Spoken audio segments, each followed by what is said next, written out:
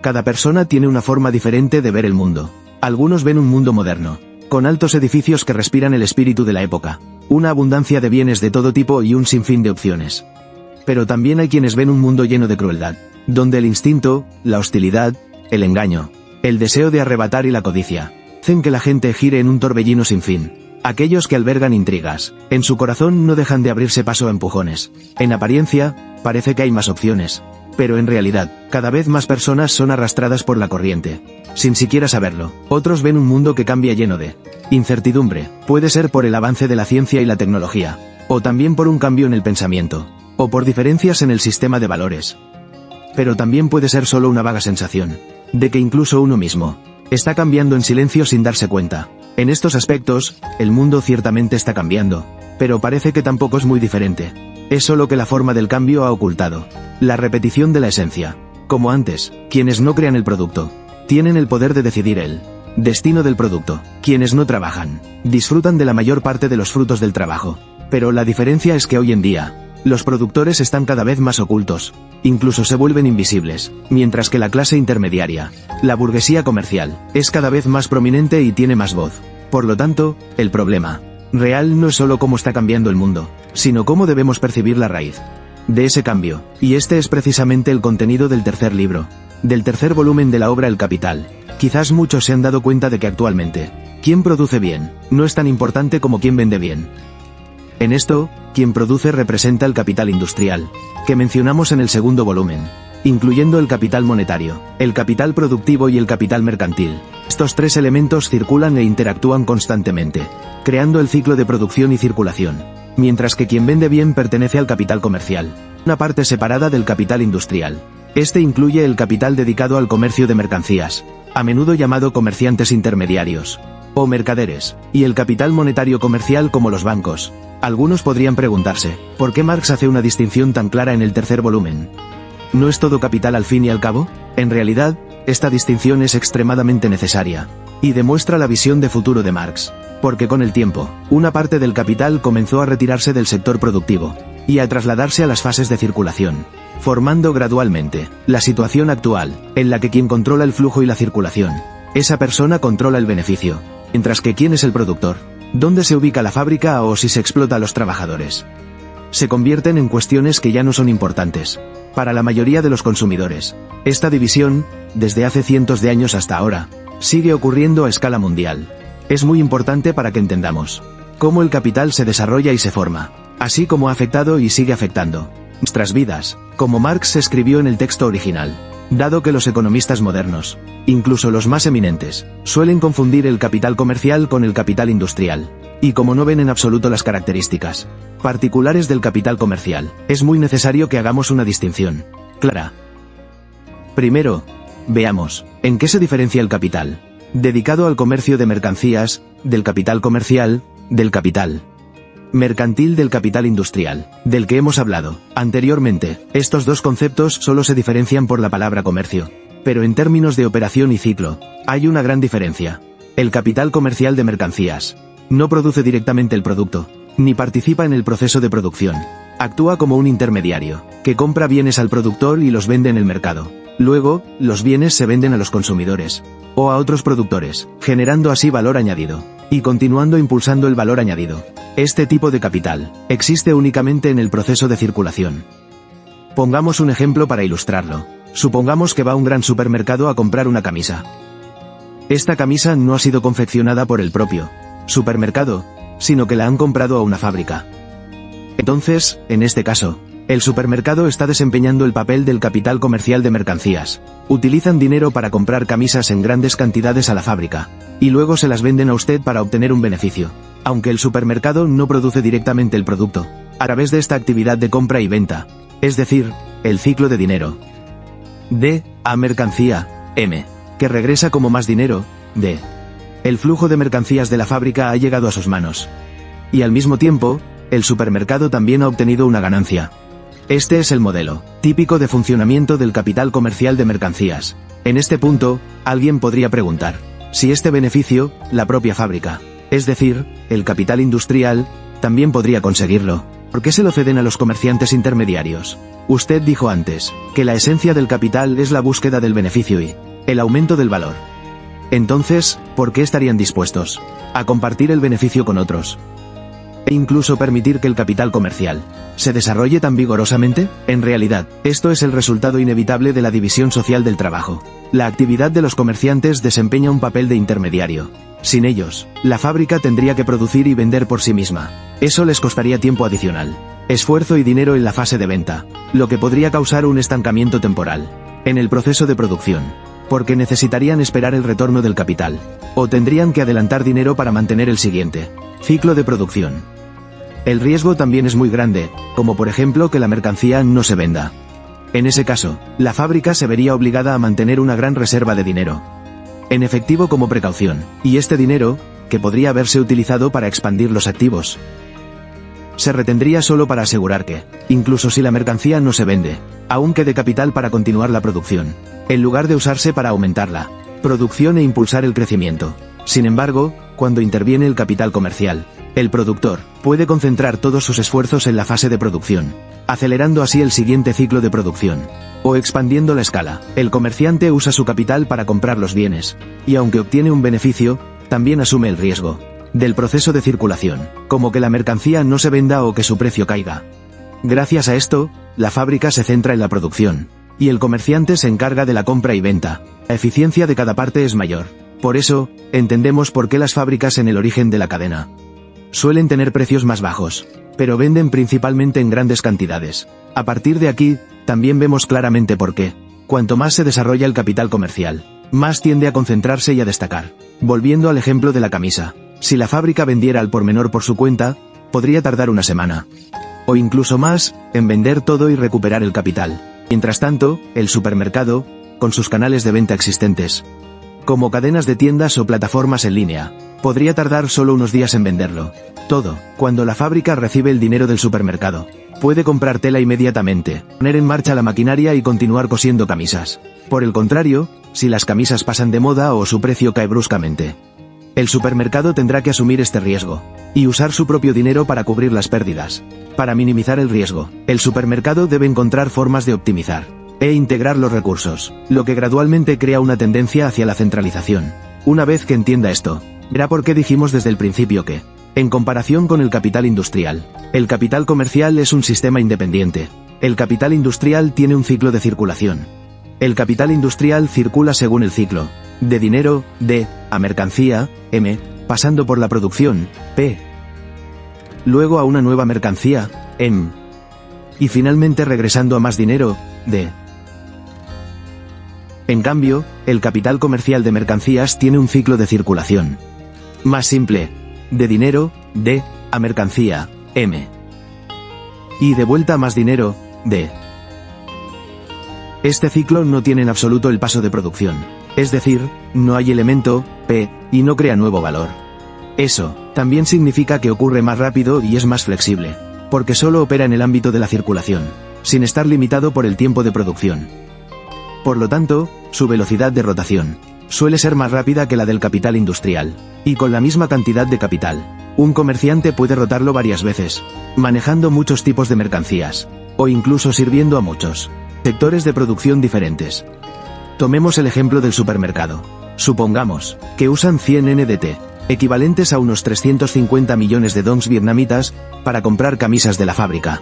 Después de vender ese lote de mercancía, pueden usar el dinero obtenido para comprar mesas, sillas, electrodomésticos o cualquier otro artículo. No se limitan solo a la ropa. Por el contrario, la fábrica de camisas debe esperar a que todo el proceso de producción de camisas se complete para poder entrar en el siguiente ciclo de capital.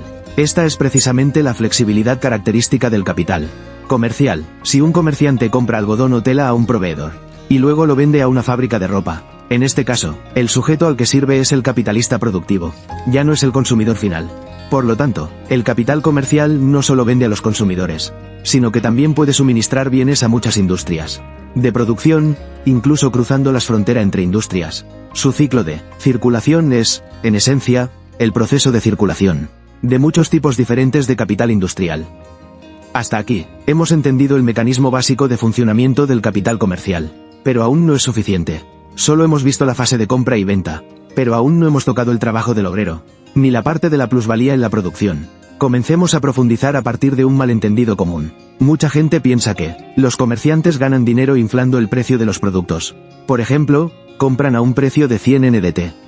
Luego venden a 110 NDT, obteniendo un beneficio de 10 NDT. Este tipo de aumento de precio, a primera vista, parece que crean beneficios de forma arbitraria, o incluso que es un comportamiento fraudulento. Pero esto es solo un fenómeno superficial. En realidad, el valor total de la mercancía se crea en el proceso de producción. Que un comerciante venda a un precio más alto no significa que esté creando nuevo valor. Lo que hace es tomar una parte de la plusvalía que ya existía en el proceso de producción. En otras palabras, el beneficio del comerciante no proviene de vender la mercancía por encima de su valor real, sino de comprar la mercancía al productor a un precio inferior a su valor real. Un error aún más grave es confundir valor con precio. Este es el punto clave en la economía política de Marx, para distinguir entre fenómeno y esencia. Esta parte ya la analizamos en detalle en el episodio anterior, así que no la repetiremos aquí. En resumen, el beneficio del comerciante no se crea en la producción. Ellos no producen valor, sino que solo realizan el proceso de intercambio de valor. Sin embargo, en el mercado, ese beneficio se manifiesta en forma de un aumento de precio, que se traslada al consumidor. Por lo tanto, el beneficio comercial se manifiesta como un aumento de precio, pero no aumenta el valor real de la mercancía. Esto explica por qué siempre enfatizamos que la parte del beneficio del comerciante es en realidad una parte de la plusvalía que el capital industrial les cede, y esta cesión es el punto clave. Si no distinguimos claramente estos dos tipos de capital, caeremos en la trampa que Marx criticó, es decir, caer en un modo de pensamiento ideológico, creyendo erróneamente que el beneficio proviene del talento comercial del comerciante, olvidando así que el origen de todo valor sigue siendo el trabajo, la fuerza de trabajo de los obreros de carne y hueso. Es este malentendido el que oculta la verdad de que la plusvalía es el resultado de la explotación del trabajo, haciendo que la relación de explotación en el capitalismo parezca racional, como si fuera justa y equitativa. Alguien podría preguntar, si es así, ¿qué pasa cuando los comerciantes suben los precios arbitrariamente? ¿Y qué? Por ejemplo, hoy en día hay trucos como vender la ansiedad, la cultura de los ídolos o el efecto de la psicología de masas.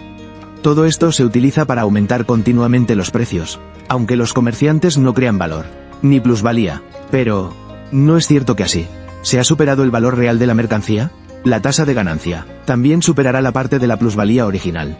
Entonces, ¿cómo se explica esto? La respuesta reside en el mecanismo de distribución del valor total en la sociedad y la nivelación de la tasa de ganancia a un promedio. Analicemos este problema paso a paso. En primer lugar, como se mencionó en el primer volumen, el valor de una mercancía se determina por el tiempo de trabajo socialmente necesario, es decir, incluye los costes de producción y la parte de la plusvalía. Tácticas como vender la ansiedad o los efectos mediáticos no aumentan el valor intrínseco de la mercancía, sino que solo manipulan el mercado a través de la publicidad y el marketing para influir en la psicología del consumidor, haciendo que acepten pagar un precio más alto, sin darse cuenta de que es un precio ilusorio, disfrazado bajo la apariencia de una cultura de consumo racional. Sin embargo, el beneficio de tal aumento de precios sigue siendo una redistribución de la plusvalía en toda la sociedad. El comerciante no crea nuevo valor, sino que solo a través del marketing, la promoción de la marca o el prestigio personal, logra capturar una mayor parte del valor en el mercado, al mismo tiempo que expulsa a otros competidores del juego. Por ejemplo, un producto promocionado por una celebridad y vendido a un precio alto, conquistando así cuota de mercado, en realidad está redistribuyendo la plusvalía creada por todo el sistema de producción, desde los obreros hasta el equipo de investigación, hacia sus propias manos. Por lo tanto, esa alta ganancia no es creada por el propio capital comercial, sino que es una transferencia del valor creado por el trabajo. En el sector de la producción, las tácticas de marketing y las marcas no crean nuevo valor, sino que solo cambian la forma en que se distribuye el valor ya existente. Si este concepto todavía le parece abstracto, imagínelo de la siguiente manera: un suplemento alimenticio que usa el miedo para publicitar que tiene efectos milagrosos, curativos, lo venden a un precio de 10 millones de dongs vietnamitas, mientras que el costo real es solo de unos 100.000 dongs vietnamitas. La diferencia de 9.900.000 VND no es valor nuevo creado, sino dinero transferido del bolsillo del consumidor, o tomado indirectamente de la cuota de mercado de otros productores. Para decirlo suavemente, esto es una Redistribución de la plusvalía en la sociedad. Para decirlo sin rodeos, es un fraude de mercado. Apropiación de valor y destrucción del entorno competitivo. Las estrategias de grandes rebajas operan con una lógica similar. Las empresas están dispuestas a aceptar pérdidas a corto plazo para ganar mercado, eliminar a la competencia, y así monopolizar y obtener más beneficios a largo plazo. Solo hay un caso especial, que altera el valor intrínseco, y a la vez sube el precio. Es el acto de engaño. Por ejemplo, vender carne de pato publicitándola como carne de cordero. Una forma de dar gato por liebre. Este es un comportamiento que va más allá del alcance de nuestra teoría, y es claramente ilegal. Después de entender claramente estas cosas, podemos darnos cuenta de un punto clave. Tanto el capital comercial como el capital industrial operan en torno a la tasa de ganancia media. Si la ganancia del comercio es mayor que la de la producción, los capitalistas industriales abandonarán la producción para convertirse en comerciantes. Por el contrario, si la ganancia comercial es menor, los comerciantes se pasarán a la producción.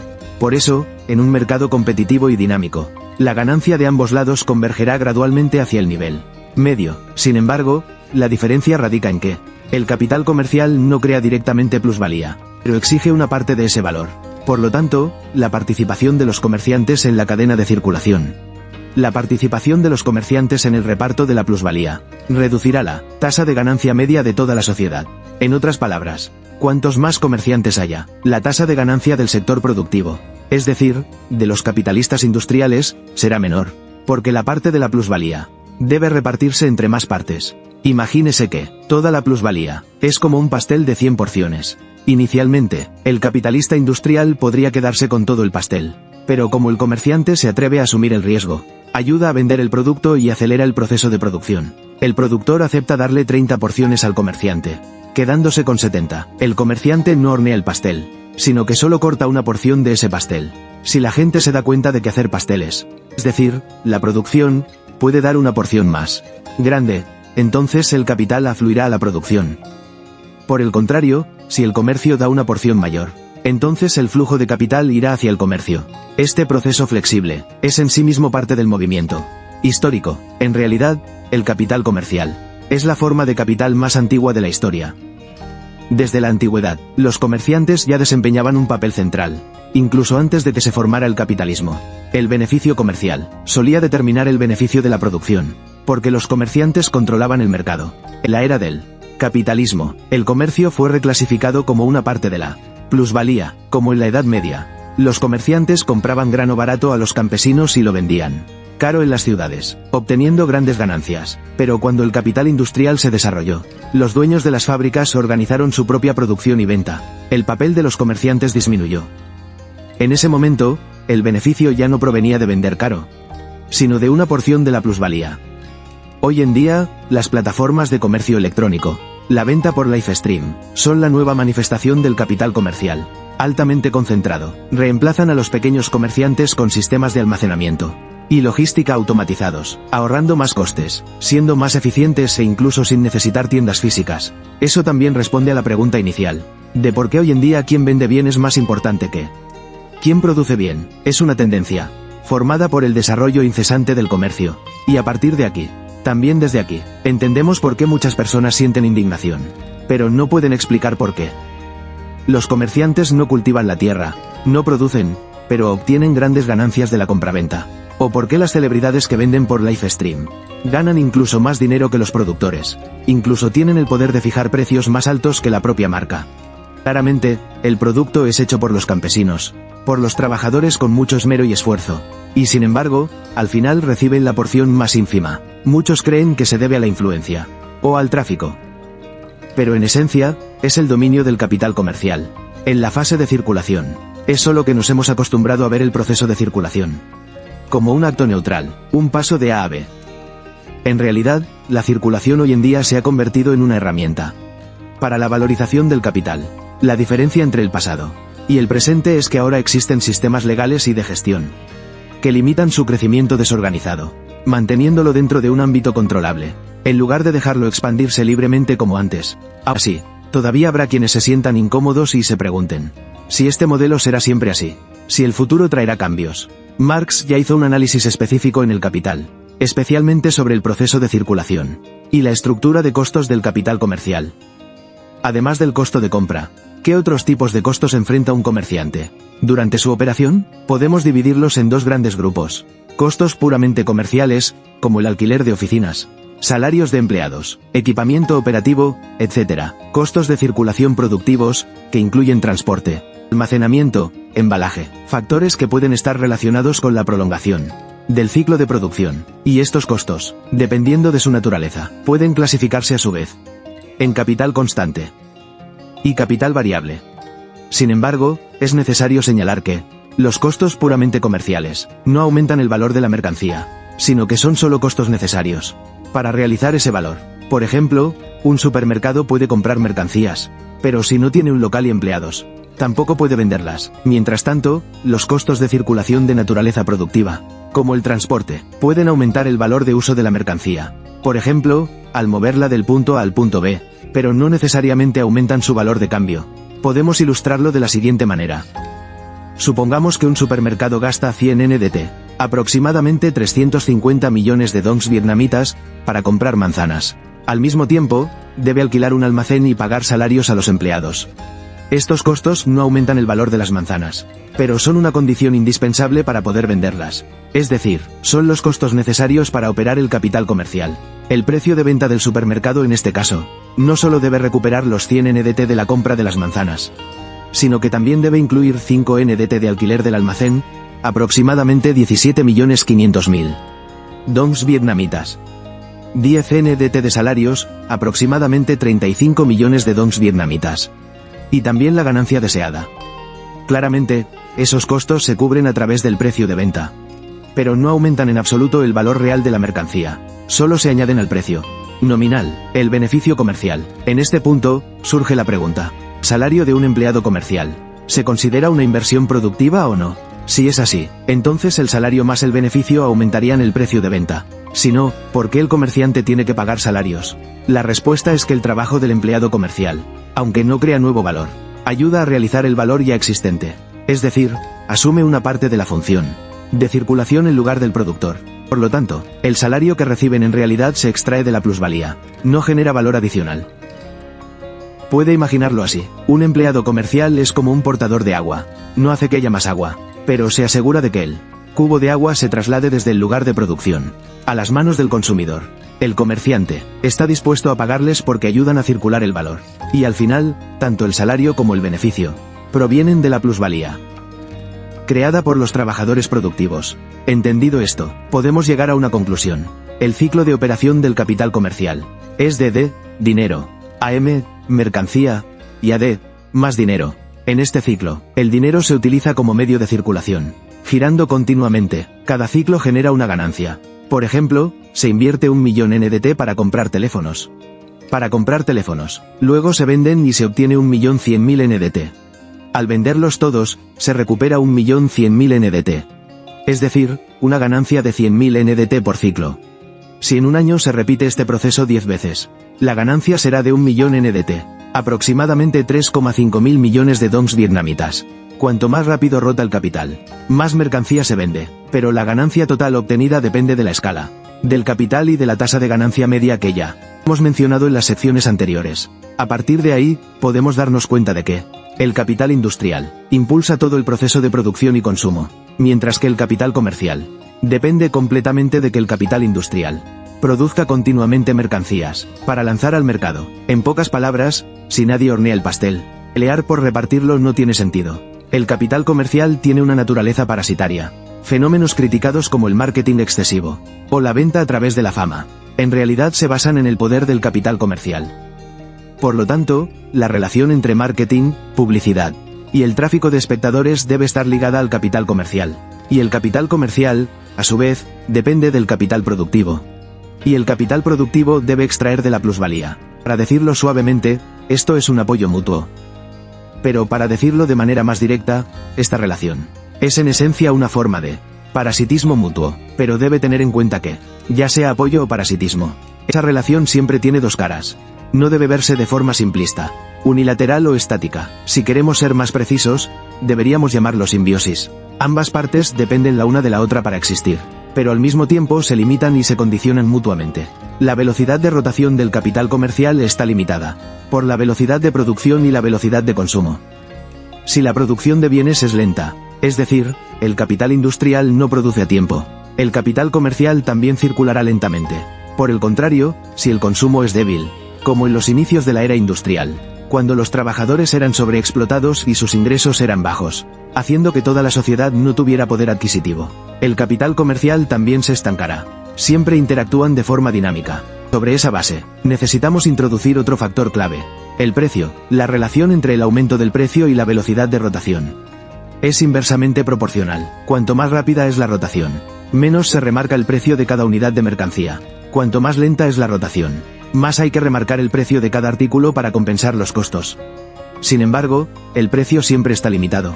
El precio más bajo es el precio de producción, que lo decide el productor, no el comerciante. El precio máximo es el nivel que se puede alcanzar para asegurar la tasa de ganancia media, determinado por todo el capital social, y el nivel de aceptación de los consumidores. Dicho así, todavía es abstracto. Así que pongamos un ejemplo. Los bienes de consumo rápido como el pan, la leche, el agua embotellada o las camisetas básicas, tienen un ciclo de rotación rápido. Cada unidad solo aumenta su precio en un pequeño porcentaje y se vende muy rápido. Por el contrario, los relojes, las joyas y los artículos de lujo tienen una rotación lenta. Cada artículo debe remarcarse varias veces sobre su precio de compra, y por eso se vende lentamente. Aún así, el precio mínimo sigue siendo el precio de compra a la fábrica. No se puede vender por debajo del precio de costo. El precio máximo es el nivel al que la mercancía puede alcanzar la ganancia media. Si un comerciante rompe esta regla, por ejemplo, subiendo el precio de una botella de agua de 2 NDT, 7.000 dongs vietnamitas, a 50 NDT, 175.000 dongs vietnamitas. En teoría es posible, pero en la práctica, ¿lo aceptarán el mercado o los consumidores? Cuando otros competidores venden el mismo producto por solo 2 NDT, ¿quién comprará la botella de 50 NDT? En ese caso, ¿seguirá existiendo una rápida velocidad de rotación? ¿Acaso no es cierto que ninguna mercancía puede tener un precio arbitrario? Salvo casos especiales como el monopolio o la posesión de tecnología, que no se puede replicar. Es muy difícil decidir el precio de venta por uno mismo, si eres el único en el mercado, incluso en todo el mundo, que tiene ese producto, solo entonces tienes el poder absoluto de fijar el precio. Pero eso en la práctica es casi imposible. Por supuesto, alguien podría argumentar: si cambio el empaque, creo una historia atractiva, contrato a una celebridad para promocionarla, invierto mucho en marketing y la etiqueto como agua milagrosa, agua sagrada, ¿no sería pan comido vender la botella de agua a 50 NDT? Suena razonable, pero recuerde, cambiar el empaque, contratar a alguien para hacer publicidad, todo eso requiere una inversión previa con dinero real, no sale de la nada. Al sumar esos costos, el costo de cada botella de agua ya no es de 2 NDT, sino que ha aumentado considerablemente. Sin mencionar que también debe asumir un riesgo muy grande. Por ejemplo, ¿y si nadie lo acepta y gasta dinero en ello? Finalmente, cada tipo de mercancía hoy en día tiene sus propios estándares de implementación. Por ejemplo, el agua potable común y el agua mineral natural. Los estándares aplicados a estos dos tipos son completamente diferentes. Lo auténtico no se puede falsificar, y lo falso tampoco puede escapar. ¿Y si se lanzan deliberadamente aguas milagrosas, con efectos curativos? Eso es un acto ilegal. Estos son precisamente los productos en la lista negra, a menudo mencionados en los programas de temática legal. Volviendo al tema principal, ahora todos pueden entender claramente que la ganancia comercial es el resultado de tomar el capital comercial total, multiplicarlo por la tasa de ganancia media, y luego dividirlo por la velocidad de rotación de la mercancía. Que el precio de cada artículo sea caro o barato no afecta a la ganancia anual, pero sí determina el margen de beneficio en cada unidad de producto, y los ejemplos algo divagantes que acabamos de mencionar son, en realidad, lo que Marx criticó. Afirmaciones populares como vender barato genera mucha ganancia, o vender caro genera poca ganancia, dependen completamente de la voluntad del comerciante. Pero en realidad, el aumento de precios del comerciante está limitado por el costo de producción y la tasa de ganancia media, es decir, lo que acabamos de llamar el límite superior y el límite inferior. El comerciante solo puede elegir comercializar artículos caros o baratos, y esta elección, a su vez, está limitada por la escala del capital y las condiciones del mercado. Cuando la productividad de toda la sociedad aumenta, el costo de producción de las mercancías disminuirá. En ese momento, el comerciante puede usar la misma cantidad de capital para comprar más mercancías, pero al mismo tiempo, el capital de circulación también aumenta. Por ejemplo, los costos de transporte. almacenamiento y otras infraestructuras también deben incrementarse. Además, cuando la velocidad de rotación de la mercancía aumenta, el capital que el comerciante necesita por cada unidad de producto disminuye. Es decir, para el mismo volumen de mercancías, ahora se necesita menos capital para la rotación. Sin embargo, la cantidad total de mercancías en la sociedad está aumentando drásticamente. Como resultado, la cantidad absoluta de capital comercial puede aumentar, pero su proporción en relación con el capital industrial disminuye. Esto es precisamente lo que Marx señaló en el principio, de que el modo de producción capitalista tiene un doble efecto sobre el comerciante. Por un lado, la aceleración de la rotación hace que el capital comercial necesario disminuya, pero por otro lado, junto con el desarrollo de la producción capitalista, casi todas las actividades de producción se convierten en producción de mercancías, lo que aumenta drásticamente la cantidad total de mercancías. Estas dos tendencias se contrarrestan mutuamente. Aunque el capital necesario por cada unidad de mercancía disminuye, la producción total aumenta, lo que lleva a que la cantidad total de capital comercial pueda seguir aumentando. Sin embargo, su proporción en relación con el capital industrial disminuye. Por ejemplo, a principios del siglo XIX, el precio unitario de los productos era alto. La productividad baja, había pocos tipos de mercancías. La velocidad de rotación del capital del comerciante era lenta, y el transporte era inconveniente. En ese momento, la ganancia comercial solía ser alta, por lo que la proporción de capital comercial en el capital total también era alta. Pero en la etapa de fuerte desarrollo del capitalismo, la productividad aumentó, el precio de las mercancías bajó drásticamente, y casi todos los productos podían lanzarse al mercado. Entonces, la rotación del capital comercial se hizo más rápida, la tasa de ganancia comercial disminuyó, y el capital comercial ocupa una proporción menor del capital total. Sin embargo, la escala general del comercio se ha expandido como nunca antes. Esto también explica en parte por qué en la era del capitalismo industrial, mientras la sociedad se desarrolla continuamente, la tasa de ganancia en el comercio tiende a disminuir, pero el volumen total de circulación real no deja de aumentar. Y en todo esto, aún no hemos mencionado el papel de los bancos o del capital especulativo. Una vez que aparezcan esos factores, entenderá por qué la especulación agrava las contradicciones internas del capitalismo. De hecho, todos pueden reconocer fácilmente un fenómeno. Las crisis económicas no suelen estallar primero en las fábricas o en las tiendas, sino que comienzan en el sistema comercial y bancario. Para acelerar la rotación, los comerciantes piden préstamos para comprar mercancías de las fábricas en grandes cantidades. En este punto, no necesitan esperar a vender toda la mercancía para comprar más, sino que pueden depender de las líneas de crédito para reponer continuamente el inventario. Sin embargo, cuando los dueños de las fábricas explotan en exceso, y además justifican que todo es resultado de la selección natural, para ocultar la esencia de la explotación, eso lleva a que la mayoría de los trabajadores no quieran comprar, o ni siquiera tengan suficiente dinero para comprar las mercancías. Como resultado, las mercancías en el mercado se venden mal, e incluso se estancan sin poder venderse. Cuando la mercancía comienza a ser excedentaria, el inventario de los comerciantes también se estanca, cada vez más, pero aún así, tienen que pagar sus deudas al banco en la fecha de vencimiento, incluyendo tanto el capital como los intereses. Aunque la mercancía se puede empeñar para pagar la deuda, los intereses no, así que se ven obligados a subir los precios para recuperar algo. Vender lo que se pueda, recuperar lo que se pueda. Pero esto es el comienzo de un círculo vicioso. Cuanto más suben los precios, menos gente compra, hasta que una gran cantidad de capital comercial no puede pagar sus deudas a tiempo. La crisis estallará, la gente entra en pánico, los bancos sufren retiradas masivas de dinero, la mercancía no se vende, el dinero no se puede retirar. La confianza se derrumba, el mercado de valores se desploma, y entonces estalla la crisis financiera. Por supuesto, esta interpretación es una versión extremadamente simplificada.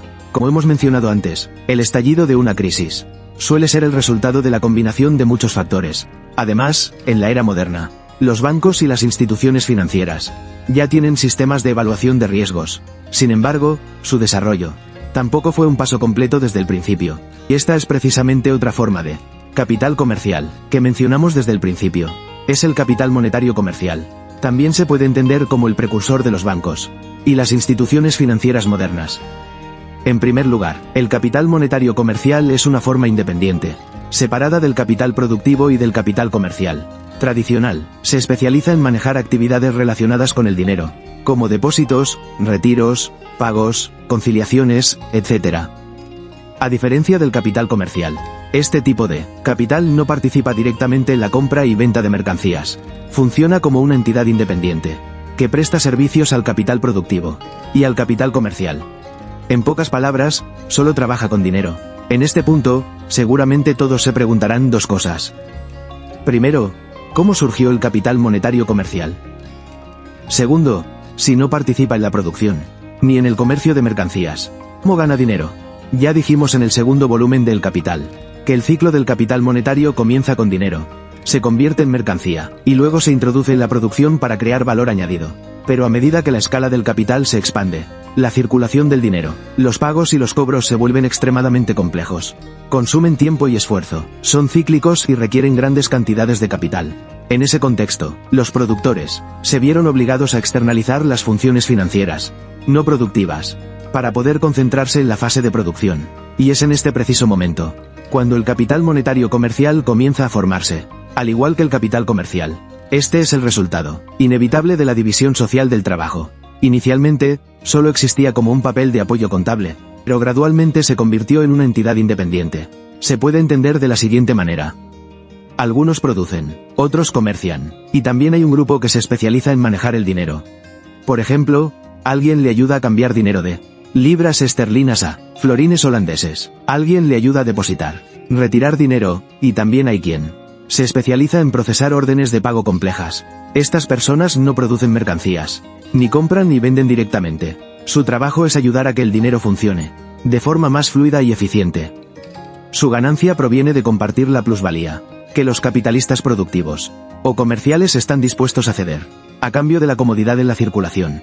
Como una comisión, se puede entender que, inicialmente ganan dinero prestando servicios, ayudando al capital productivo y al capital comercial a centrarse en la creación de productos y en la compraventa de mercancías.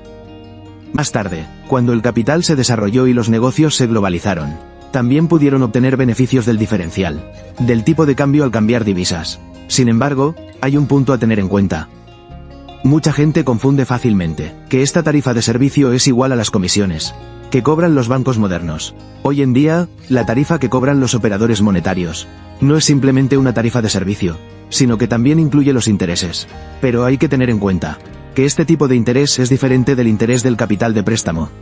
Actualmente, todavía no hemos entrado en el ámbito del crédito, o del capital que genera interés. Esta parte se analizará más a fondo en el próximo episodio. Seguramente muchos sentirán curiosidad sobre cómo ganan dinero con el diferencial del tipo de cambio de divisas. Entonces, ampliemos un poco. Primero, el dinero tiene dos funciones paralelas. Una es la moneda nacional utilizada para la circulación interna. La otra es la moneda internacional, como el oro o la plata, que era ampliamente aceptada en el comercio mundial. En ese momento, cada país tenía su propia moneda, y en el comercio internacional, los comerciantes se veían obligados a cambiar la moneda de su país por la de otro, o a convertirla en oro y plata. De lo contrario, nadie aceptaría la transacción. Precisamente, en ese momento, los operadores monetarios desempeñaban un papel de intermediarios, ayudando a cambiar dinero y cobrando una tarifa de servicio, además de una tarifa fija. También aprovechaban la diferencia entre los tipos de cambio de compra y venta. Vendían divisas a un precio ligeramente más alto, y las compraban a un precio ligeramente más bajo. Ese diferencial era su ganancia. Además, existía otra forma llamada efectos comerciales. Por ejemplo, una letra de cambio, un documento, que especificaba el compromiso de pagar una suma concreta, en una fecha futura. Los comerciantes que necesitaban dinero urgentemente, pero cuya fecha de cobro aún no había llegado, vendían esta letra al operador monetario, a un precio de descuento, es decir, por debajo del valor nominal del documento. Cuando llegaba la fecha de vencimiento, el comprador, es decir, el operador monetario, cobraba el valor total del documento, teniendo así una ganancia por la diferencia. La esencia de este modelo es la combinación de tarifas de servicio, asimetría de información y tiempo. Sin embargo, no importa de dónde provenga la ganancia, del cambio de dinero, del descuento de letras o de las comisiones de transacción. Al final, todas son una parte separada de la plusvalía, creada por la producción y el comercio. Al escuchar esto, puede pensar que esta actividad ha contribuido a mejorar la eficiencia operativa de todo el sistema económico. Pero al mismo tiempo, también crea muchas contradicciones y divisiones, incluida la especulación, la desigualdad y el riesgo. Esta es precisamente su característica dual, y también el precursor de la formación del capitalismo financiero moderno. Primero, tiene una naturaleza parasitaria, No crea valor directamente, pero aún así toma una parte de la plusvalía del capital productivo. Si la producción se estanca, esta actividad financiera también se verá afectada. Para asegurar un flujo continuo de ganancias, los operadores monetarios a menudo incurrirán en comportamientos especulativos, como la manipulación de los tipos de cambio, el descuento excesivo de letras, o el uso del apalancamiento crediticio para obtener ganancias rápidas. Estos comportamientos, aunque pueden generar grandes ganancias a corto plazo, son extremadamente peligrosos a largo plazo. Una vez que el mercado fluctúa, o la plusvalía en el sector productivo disminuye, es posible que las letras no se paguen, los tipos de cambio se derrumben, la cadena de crédito se rompa y estalle una crisis. La contradicción aquí es que esta actividad vive de la plusvalía de la producción, pero al mismo tiempo socava la estabilidad de la producción, a través de la especulación excesiva. Y hay que enfatizar que en el sistema capitalista, el flujo de la riqueza siempre va hacia arriba. La riqueza se acumula en manos de un pequeño grupo de capitalistas financieros, formando enormes potencias económicas. Mientras tanto, los trabajadores, los obreros, o los pequeños comerciantes tienen que soportar todo tipo de costos. Este mecanismo de distribución injusto ha hecho que la brecha entre ricos y pobres en la sociedad capitalista sea cada vez más grave y extrema. Finalmente, en una sociedad donde todo gira en torno al beneficio, donde el dinero es la única medida de todo valor, el dinero ya no es simplemente una herramienta de intercambio, sino que se convierte en una herramienta para generar beneficios, incluso para hacer dinero de la sangre de la gente en ese torbellino. El dinero gradualmente domina todas las relaciones humanas. El ser humano es alienado, fragmentado en pedazos. Los desempleados hambrientos, incluso mueren de hambre en las calles. Aquellos que tienen en sus manos los medios de producción, que poseen las mercancías y son especuladores extremos, no dejan de buscar expandirse hacia el exterior, ampliando colonias, saqueando recursos, empujando la crisis más allá de sus fronteras. Invaden otros países, provocan guerras y llevan la codicia al extremo. Todo esto no es imaginación. Es precisamente lo que sucedió durante la era del capitalismo industrial, y hoy en día, todavía podemos ver eventos similares, repitiéndose, bajo el brillante disfraz del llamado neoliberalismo. En realidad, este es un modelo que convierte todo en una herramienta de financiarización, para manipular la política, y elevar los intereses de una minoría a la posición suprema, por encima de todo el mundo. Muchos países occidentales han estado y están operando de esa manera. Quizás a estas alturas ya entienda por qué planteamos preguntas tan directas, llamadas las 5 preguntas consecutivas a ciertos países. ¿Aceptaremos que el mundo vuelva a la era de la jungla, donde el fuerte devora al débil? ¿Consentiremos que los intereses egoístas de potencias extranjeras pisoteen los intereses comunes de otras naciones? ¿Ignoraremos el hecho de que las leyes internacionales son ignoradas, e incluso descartadas? ¿Creeremos que solo con compromisos y concesiones podemos protegernos? ¿Y elegiremos inclinarnos ante un orden unipolar, hegemónico, o lucharemos por construir un mundo multipolar, justo y ordenado? Algunos dirán: estos asuntos son demasiado grandes. ¿Qué tienen que ver conmigo? Saber más solo me da dolor de cabeza. Esas teorías complicadas, ¿cómo afectan a mi salario mensual? Pero lo que quiero decir es, saber es la condición previa para cambiar. Y entre saber y cambiar hay otra palabra: hacer. Es gracias a que tantas personas de diferentes campos han experimentado sin cesar, han innovado sin cesar, que hoy tenemos la valentía de cuestionar a aquellos que ostentan la hegemonía unipolar. Esta es la mejor de las épocas, pero también la peor de las épocas. Esta es la era de la sabiduría, pero también la era de la ignorancia. Esta es la era de la prosperidad y la pureza, pero también la era de la violencia, la opresión, la guerra, la discriminación y la masacre. Ante los ojos del hombre hay un sinfín de posibilidades, pero también puede ser la nada absoluta. ¡Qué gran época! ¡Qué época tan trágica!